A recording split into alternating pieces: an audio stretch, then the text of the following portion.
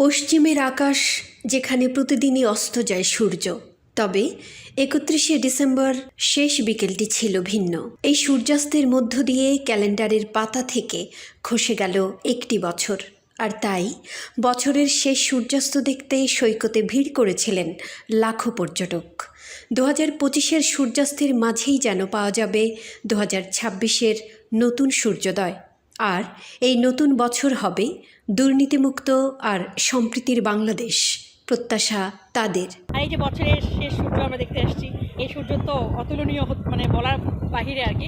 অনেক ভালো লাগছে, অনেক সুন্দর। আমরা এবং আমাদের বাংলাদেশ সবাই যেন সুন্দরভাবে জীবনযাপন করে, সবাই ভালো থাক, সুখে থাক এবং হাসি মুখে থাক সবাই। আমাদের এই কক্সবাজার 2025 সালের শেষ তারিখ দেখতে আসলাম, অনেক ভালো লাগতেছে।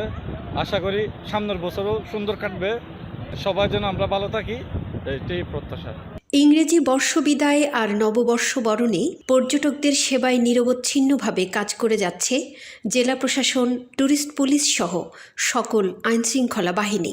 সমুদ্র শহরের নিরাপত্তা জোরদারে নেওয়া হয়েছে নানা উদ্যোগ, জানান ট্যুরিস্ট পুলিশের অতিরিক্ত DIG apple Mahmud. 31st night নিরাপত্তার দিক থেকে ফুড পেট্রোলিং থাকবে, মোটর বাইক পেট্রোলিং থাকবে, তারপর গোয়েন্দা টিম থাকবে, আমাদের নারী গোয়েন্দা টিম থাকবে, শিশু উদ্ধার টিম থাকবে। পানিতে যেনারা যেন পড়ে না যায় সেখানে ইমার্জেন্সি লাইফ গার্ডের সহায়তায় যেন সেখানে ব্যবস্থা নিতে পারে, সেই জায়গাটাই থাকবে। ওয়েলনেস সিসিটিভি আমরা ইউজ করব, প্রযুক্তি ইউজ করব, বাইনোকুলার টিম ইউজ করবো এবং আমাদের পর্যটকের ভিতরে আমাদের গোয়েন্দা টিম কাজ করবে, যাতে করে কোনো ট্যুরিস্টদেরকে কোনো হয়রানি, কোনো চিন্তার কবলে না পড়তে হয়। ঘড়ির কাঁটায় যখন 5টা 21 ঠিক তখনই কালের গর্ভে ডুব দেয় বছরের শেষ সূর্য। সৈকতে সমবেত মানুষেরা হাত নেড়ে জানিয়ে দেয় বিদায় ২০২৫। আর আগামীর দিনগুলো হোক মসৃণ, গঠন হোক বৈষম্যহীন বাংলাদেশ, এমনটাই প্রত্যাশা সকলের। নিউজ ডেস্ক, বাংলাদেশ বেতার, কক্সবাজার।